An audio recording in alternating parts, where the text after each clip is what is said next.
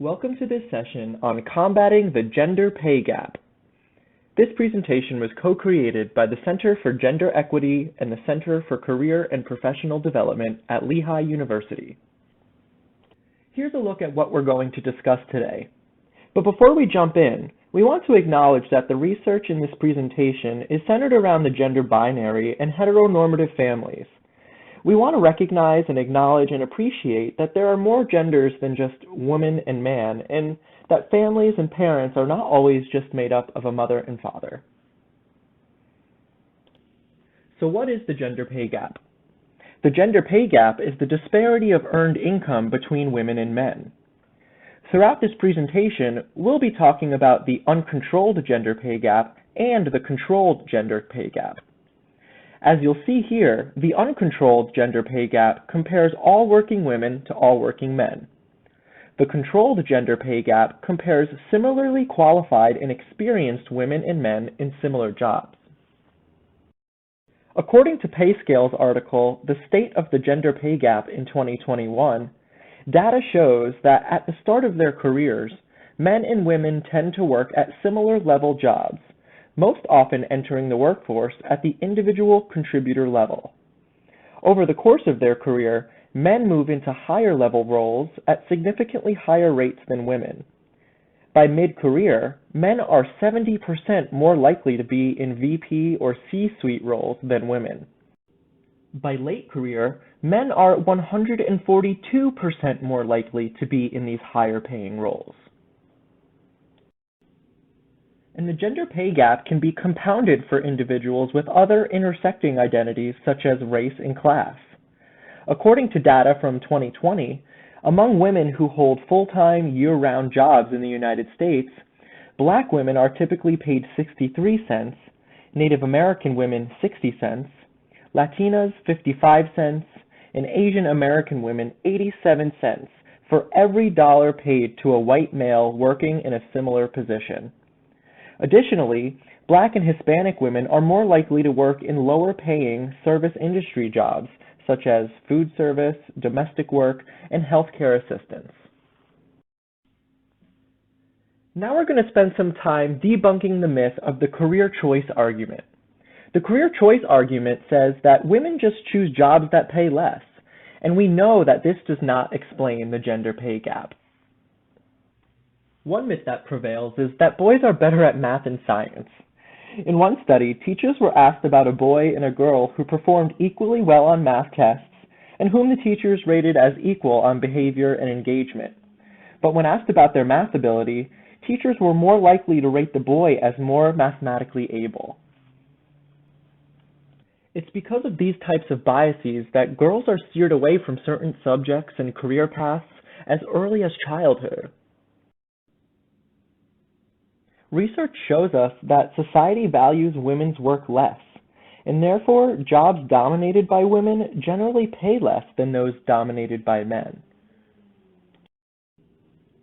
Research also shows us that women still do the majority of childcare, and as a result, women often choose career paths that have flexible schedules to accommodate things like school events, doctor visits, and staying home with a sick child.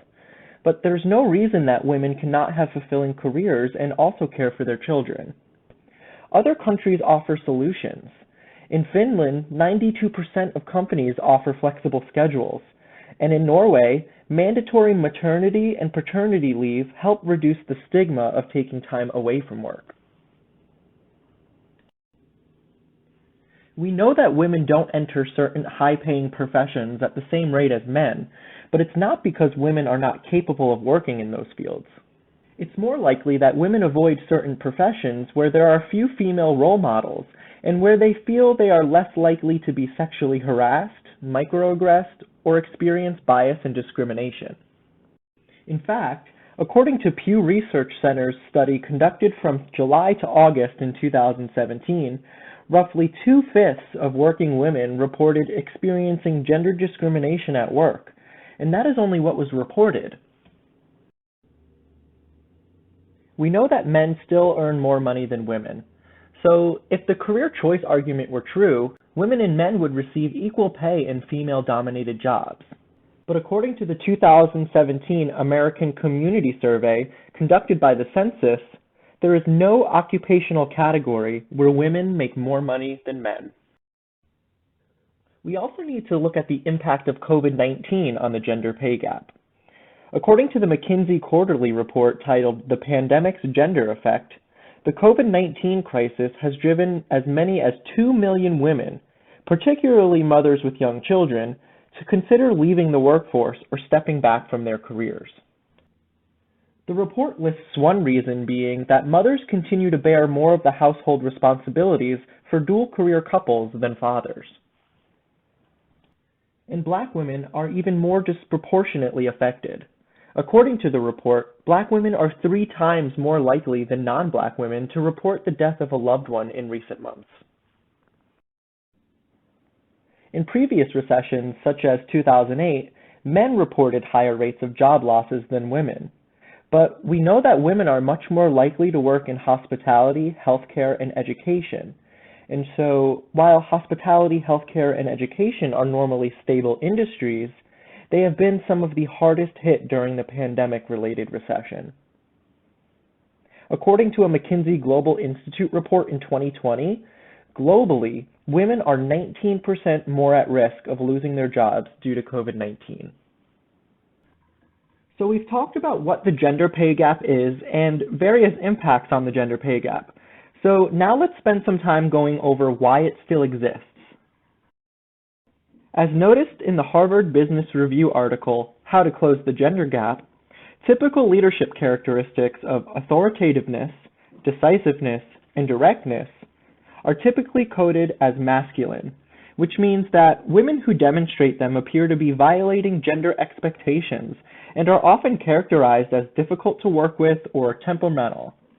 But when women act in accordance with traditional gender norms, exhibiting warmth and a communal orientation, they're often seen as less capable and effective. Many of the executives studied said that colleagues' perceptions can make or break a woman's career.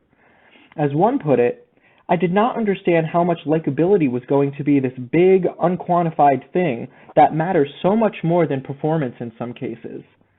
For women, it kills you if you're not likable," they said.